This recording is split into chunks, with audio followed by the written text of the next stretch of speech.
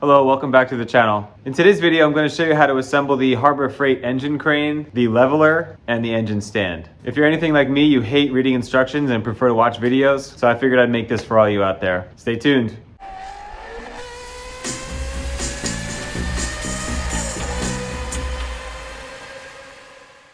So this is what they look like from the store: the engine crane, the leveler, and the engine stand. The engine stand is SKU 59201. The crane is 58794, and the leveler 67441. I'm using this crane to swap this engine into my Corvette. Be sure to check out my series on that. So let's start with the crane.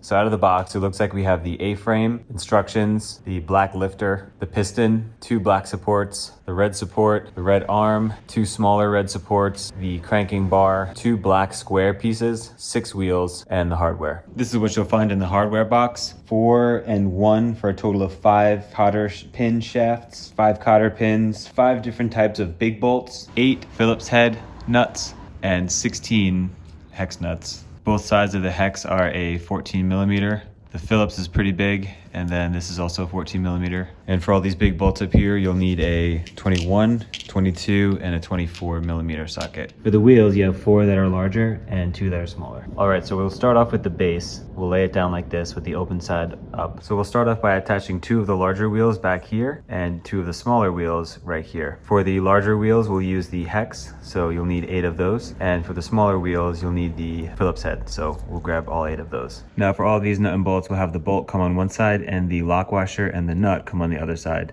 You always want the lock washer touching the nut.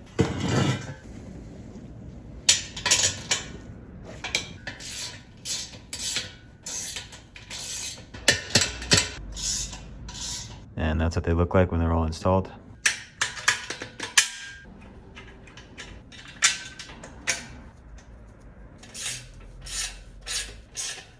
For this part, it's important that the flathead goes down.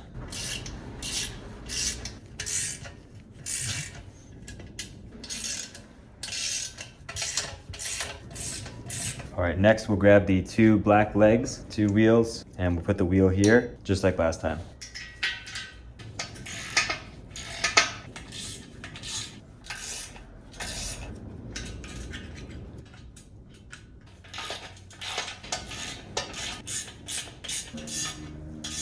All right, with all 6 wheels on, the next step is to insert these legs into the base. To do that, we'll first put this slider on the leg, then we'll insert our 2 leg pins and secure it with a cotter pin.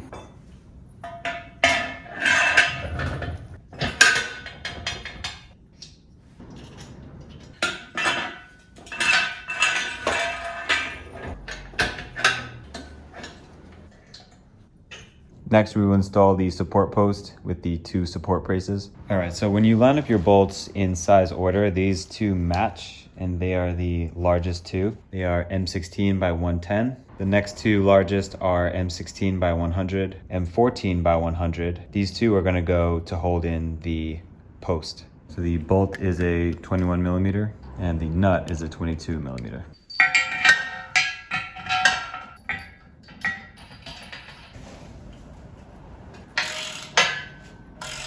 Next, we'll grab the next size up bolts and 1 of the large bolts. Let's start off with the large bolt.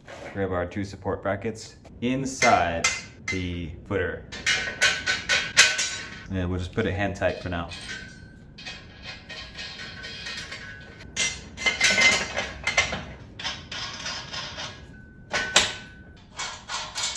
Now all 4 of those are 24 millimeters, but you can use 124 millimeter and a 1 inch if you have one.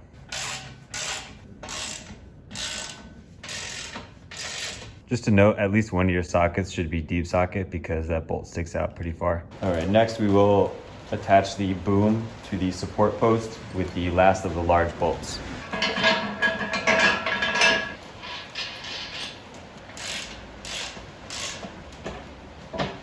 All right, at this point, you should just have the 2 smaller bolts left. The larger of the 2 is gonna go down here at the base. The shorter of the two is going to go right here so that we can fasten the ram in place.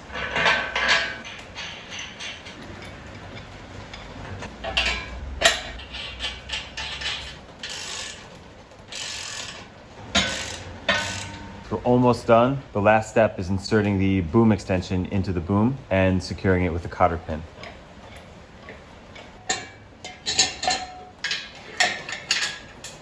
Now, just a quick note on cotter pins. When you go to insert them, you want to just go right about halfway, just like that. So to operate the crane, it's very simple. You're gonna grab your lever, insert it into the jack, and go ahead and pump. That will raise it up. Now to lower it, you'll notice this piece right here, and you can see the end of the lever has a cutout. This cutout fits right on here, and then you wanna, with two hands and a lot of torque, slowly turn it to the left. Especially if you got weight on here, you wanna do this real slow, but slowly turn it to the left, just like that, and you'll see the crane start to come down.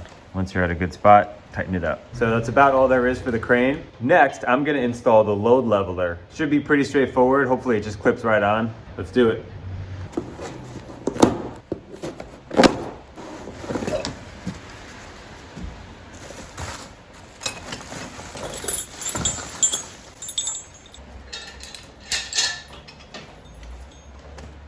This handle looks like it's assembled the wrong way, so I'm gonna go ahead and flip it in the other direction. To do that, we'll put the nut on this side of the bolt, insert it here, tighten the nut down, and put on the handle. It doesn't need to be too tight.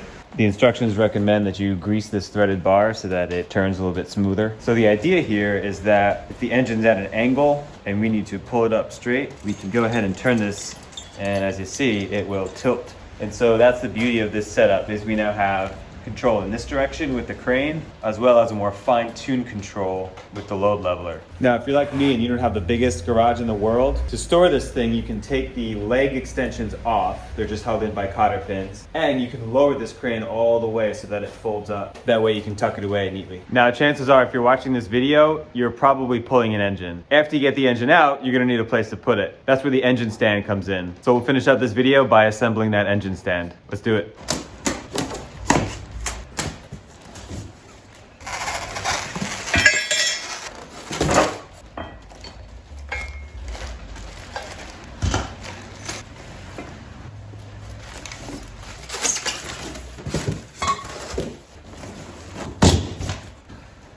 All right, so out of the box, it looks like we have 4 red support brackets, 1 black bar, 4 wheels, 4 of these smaller black supports, and then what I assume is the actual engine mount.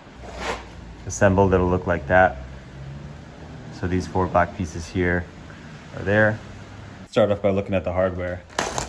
We have 4 big nuts and bolts, 4 mediums, 2 smalls, a loose bolt, a handle of some sort, a ring clip, and then another fastener on a ring. All right, so these smaller bolts are 14 millimeter on both sides, nut and the bolt. The mid-sized are 17 millimeter nut and bolt, and the big ones are 21 millimeter bolt, 22 millimeter nut. And then this lonely guy here is the 19 millimeter. So you'll need 14, 17, 19, 21, 22. All right, so we'll start off with our column like this, the circle end facing this way. In the bottom of the column, you can see a nut welded onto this. That's gonna be our 19 millimeter bolt. Thread it in just a little bit, insert the middle beam, and leave it for now. We'll grab 2 of the 17 millimeter nuts and bolts, of which there are 4. A 17 millimeter wrench and socket. We're gonna fasten our rear beam like that. Lock washer and nut.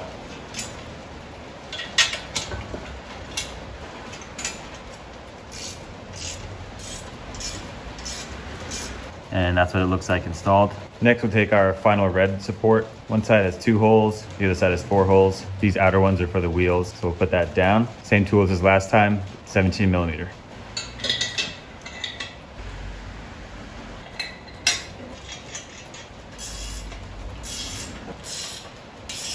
And that's what that looks like installed.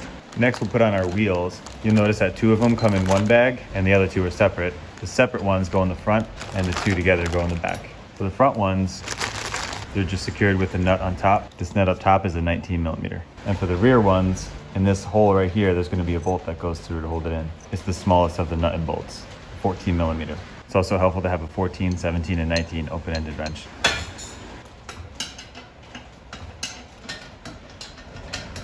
These rear wheels come with a middle slider that goes right in, and then the bolt goes through that. Now that the wheels are on, I'm gonna go ahead and tighten down this bolt right here so that it doesn't slide forward anymore.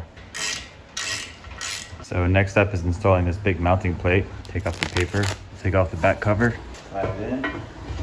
Next we'll take the clip spring and put it on. They sell a tool to open these up, see if we get by with vice grips.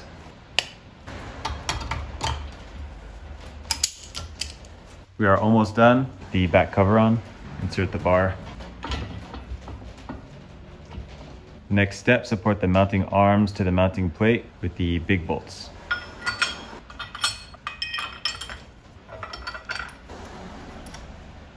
And there you have it, China's finest engine stand. Now to operate it, there's a pin here you can pull out, which allows you to rotate it. You can see there's various stops in there. Put that back in. There's a grease fitting as well. And for these mounting arms, I didn't tighten them up too much. I imagine I'll have to move them when it comes time to mounting my engine. So we'll leave it like that for now. So that's pretty much it. It took about an hour and a half to do both of them, but that's because I was filming. Hopefully this helps you guys out. Make sure to stick around to see me pull out the LS1 out of my Corvette. That's coming up next. We'll then take the motor apart and look at the carnage inside. Pretty exciting. So that's it. Thank you guys for watching. Make sure to like and subscribe. We'll see you in the next one.